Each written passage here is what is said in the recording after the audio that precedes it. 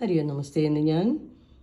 ഞാൻ ഇന്ന് രാവിലെ ഒരു പാചകത്തിൻ്റെ ടിപ്പ് കൂടെ പറഞ്ഞു തരുന്നു. കാരണം അടുക്കളയിലെ ജോലി സ്ത്രീകൾക്ക് വളരെയധികം ബുദ്ധിമുട്ടാണെന്ന് ഒരു പറച്ചിലുണ്ട്. വെറുതെയാണ്. നമ്മുടെ ഓരോ സമയങ്ങളും വിലപ്പെട്ടതാണ്. രാവിലെ തന്നെ നമ്മുടെ കർമ്മങ്ങളൊക്കെ ചെയ്തതിന് ശേഷം അരമണിക്കൂർ മതി നമ്മുടെ അടുക്കളയിലെ എല്ലാ ജോലിയും തീരാൻ. കാരണം എന്തെന്ന് വെച്ചാൽ ദോശ ചുട്ടുകൊണ്ടിരിക്കുന്ന സമയം തന്നെ നമ്മൾ തോരന് അരിഞ്ഞു വെച്ചിരിക്കണം.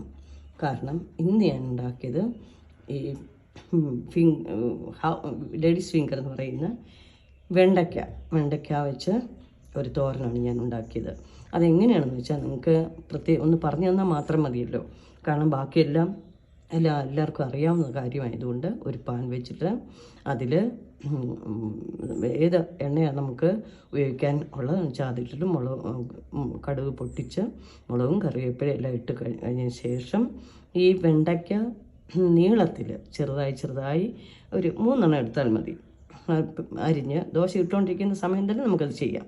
അരിഞ്ഞ് അത്രയും സവാളയും കൂടെ ചേർത്തിട്ട് പച്ചമുളകും ചേർത്ത് അങ്ങോട്ട് ആ പാലിലിട്ട് ഒന്ന് ആവിക്ക് വെച്ച് സ്വല്പം ഉപ്പും ചേർത്ത് വഴറ്റി അങ്ങോട്ട് ശകലം സ്വല്പം വെള്ളം കൂടെ ചേർക്കാം. കാരണം ഒരുപാട് നമുക്ക് വെളിച്ചെണ്ണ പാടില്ല. അതുകൊണ്ട് എണ്ണമയം ഒരുപാട് ആവശ്യമില്ല.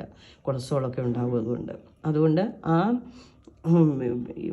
വെണ്ടയ്ക്ക അരിഞ്ഞത് പാലിനകത്തിട്ട് ഒന്ന് വേവിച്ചതിന് ശേഷം നമ്മൾ ആവി വന്ന് ആ വെള്ളം ഒന്ന് പറ്റിക്കഴിഞ്ഞതിന് ശേഷം ഒന്ന് ഇളക്കി എടുത്തിട്ട് അതിൽ തേങ്ങയും മഞ്ഞപ്പൊടിയും കൂടെ കൈകൊണ്ട് നമ്മൾ മഞ്ഞപ്പൊടി ഇട്ടൊന്ന് തിരുമ്മിയാൽ മതി. കാരണം നമ്മൾ പച്ചമുളക് ഓൾറെഡി അതിനകത്ത് ആഡ് ചെയ്തിട്ടുണ്ട്.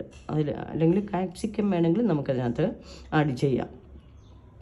അത് അങ്ങോട്ട് ശരിയാക്കി കഴിഞ്ഞ ശേഷം ഈ തോരൻ്റെ തേങ്ങ തിരുമ്മിയതും ഇതും കൂടെ മിക്സ് ചെയ്തെടുത്ത് കഴിഞ്ഞാൽ അടിപൊളി തോരനാണ്.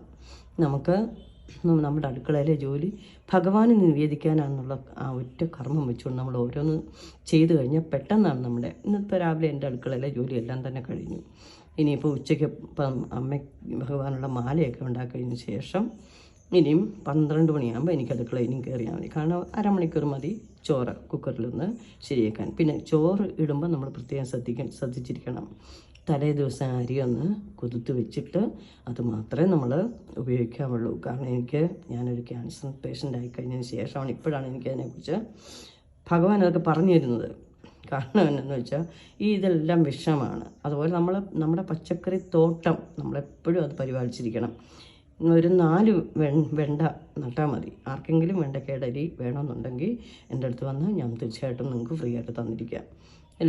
നമ്മളെല്ലാം ഭഗവാന്റെ മക്കളാണ്. ആ ആത്മബന്ധം, ഭഗവാന്റെ ഉള്ള ആത്മബന്ധം മതി നമ്മുടെ ജീവിതം മുന്നോട്ട് ഐശ്വര്യപൂർണ്ണമായിട്ട് നീങ്ങാൻ. അവിടുത്തെ അനുഗ്രഹം മാത്രം മതി.